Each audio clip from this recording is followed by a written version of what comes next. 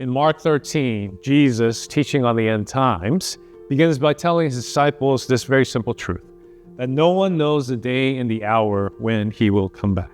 Right? Jesus is telling his disciples, don't be so overly consumed with the when, because you don't know, but focus on the how we ought to live as we wait for his return. So to prepare well, Jesus says to be on guard and to keep awake.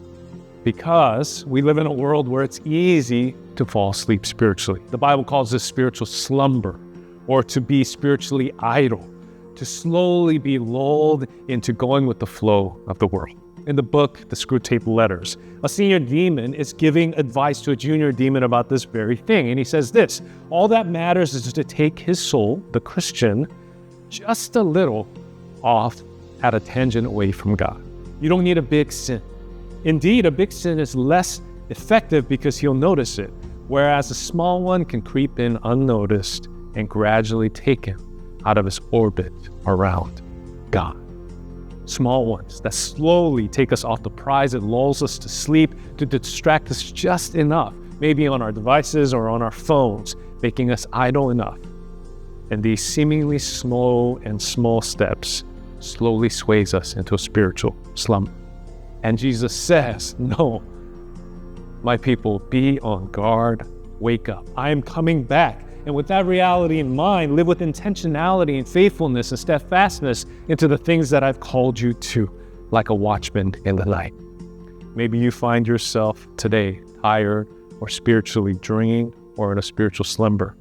Maybe you find yourself slowly being lulled, slowly taking your eyes off Jesus to be focused on the mundane drab of just trying to make it through the day. If this is you, Jesus is calling out to you today, come to me, all who are weary and heavy laden, and I will give you rest for your soul. So if this is you, I encourage you to go to him today, because Jesus was faithful to the cross. He'll be faithful to come back for us in the end times, and he's faithful today if and when we turn to him and say, God, I am tired.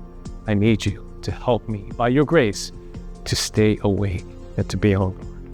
Church, the story of the end times is very simple.